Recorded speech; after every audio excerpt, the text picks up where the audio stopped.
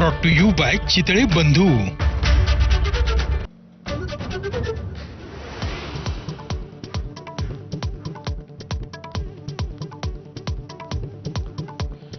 सुनील तटकरेंच्या निवासस्थानावरून अमित शहा मुंबईत दाखल. संध्याकाळी शहांसोबत देवेंद्र फडणवीस आणि एकनाथ शिंदेंची बैठक.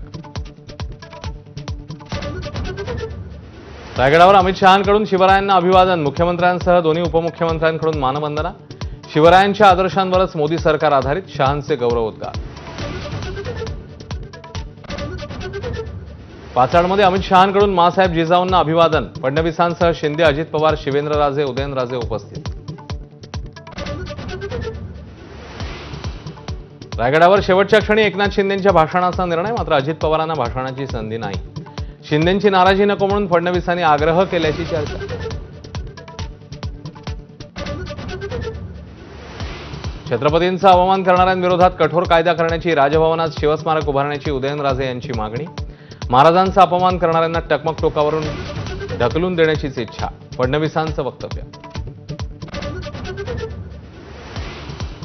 अमित शहा संध्याकाळी घेणार मुख्यमंत्री उपमुख्यमंत्र्यांची बैठक. रायगड पालकमंत्रीपदाबाबत तिढा सुटणार का याकडे लक्ष. तर अजित पवार बैठकीला उपस्थित राहणार नसल्याची माहिती. राष्ट्रवादी काँग्रेस आज अमित शहांना वक्फ विधेयकासंदर्भात निवेदन देण्याची शक्यता. नवाब मलिकांच्या समितीने तयार केलेलं निवेदन अजित पवारांकडे सुपूर्द. सभागृहात शहांनी दिलेली आश्वासनं पाळण्याचं आवाहन.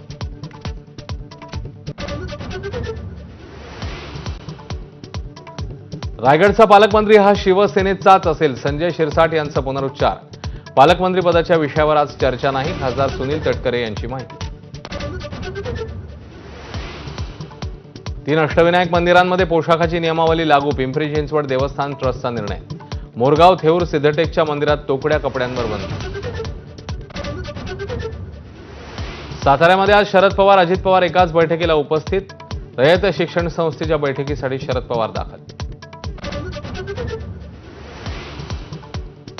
पुण्यातील तनिषा भिसे मृत्यू प्रकरणातील माता मृत्यू अन्वेषण समितीचा अहवाल आरोग्य विभाग सचिवांकडे सादर. तनिषा यांना वेळेत रुग्णालयात आणलं होतं का? समितीकडून अनेक मुद्द्यांची चौकशी. तामिळनाडूमध्ये राज्यपालांच्या अनुमतीशिवाय 10 कायद्यांची अधिसूचना जारी. प्रजासत्ताक भारताच्या इतिहासातली पहिलीच घटना. सर्वोच्च न्यायालयाच्या 8 तारखेच्या निर्णयाला अनुसरून अधिसूचना. गर्लफ्रेंडला सुटकेसमधून मुलांच्या हॉस्टेलमध्ये नेलं. सुरक्षा रक्षकांच्या दक्षतेमुळे बॉयफ्रेंडचा प्रताप उघड. सोनीपतच्या ओपी जिंदाल विद्यापीठामधला प्रकार.